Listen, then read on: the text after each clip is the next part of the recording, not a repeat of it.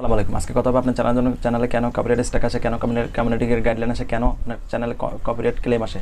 আপনি যদি আপনার চ্যানেলের জন্য একটা ব্যাড স্পন্সর নেন, ব্যাড স্পন্সর নেন, একটা ইলিগেল স্পন্সর নেন, আপনার চ্যানেলে এমনিতেই কপিরাইট গাইডলাইনের স্ট্রাইক চলে আসবে। তার আগে বলে রাখি, আপনি যদি আমার চ্যানেল নতুন কিন্তু হিট সাবস্ক্রাইব বাটন, আর যদি অলরেডি সাবস্ক্রাইব থাকেন থ্যাংক ইউ সো মাচ।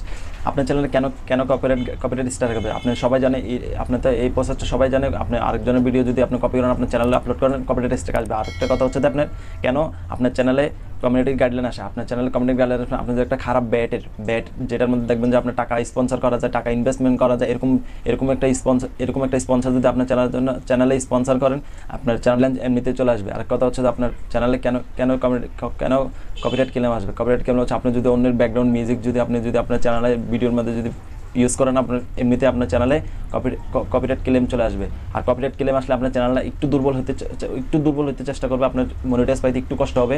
আর আপনার চ্যানেলে যদি 3টা স্ট্রাইক খান, 3টা কমিউনিটি গাইডলাইন স্ট্রাইক খান, এমনিতে চ্যানেলটা বাতিল হয়ে যাবে। আর কথা হচ্ছে যে আপনার কপিরাইট স্ট্রাইকটা যেরকম আপনার জরুরি, কমিউনিটি গাইডলাইনটা তেমন, দুটোটা সেম, দুটোটা আপনার মাঝামাঝি, একটা থেকে কম না। আর কথা হচ্ছে আপনি একটু চেষ্টা করবেন যে আপনার চ্যানেলে নতুন অবস্থায় স্পন্সর নেবেন না। আর স্পন্সর নিলেও আপনার ওই ইলিগেল প্রসেস কোনো ওই দেখাবেন না আপনার চ্যানেলের মধ্যে। আর প্রসেসটা দেখাবেন যে যেমন লিগেল এরকম একটা binani.com, আপনার চ্যানেলে binani.com এরকম বাংলাদেশে অনেক ওয়েবসাইট আছে, ওয়েব সিরিজ আছে, ওই অ্যাপ আছে, লিঙ্ক আছে, এগুলো দেখাবেন। যেটা ইলিগেল কোনো প্রসেস দেখাবেন না যেটা আপনার চ্যানেলের জন্য ক্ষতিকর। এটা দেখালে আপনার চ্যানেলে 3টা স্ট্রাইক খেলে আপনার চ্যানেলটা বাতিল হয়ে যাবে। প্রথম স্ট্রাইকটা খেলে আপনার 90 দিন পরে একটা স্ট্রাইক আসবে, 90 দিন পরে স্ট্রাইকটা উঠাবে। তার আগে আপনার কোনো ইনকাম সোর্স বন্ধ হয়ে যাবে। ওই চ্যানেলের মধ্যে যে ভিডিওটা ছেড়েছেন এই ভিডিওটা আপনার চ্যানেলের জন্য ক্ষতিকর হয়ে দাঁড়াবে।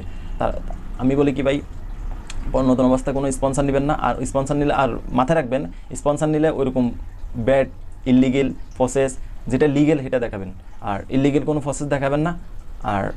আর কথা হচ্ছে যে আপনার ওই কপিরাইট ক্লেমটা তো ক্লিয়ার করলাম। কপিরাইট ক্লেমটা আপনি অন্য ভিডিও ব্যাকগ্রাউন্ড মিউজিক কপি করতে পারবেন না।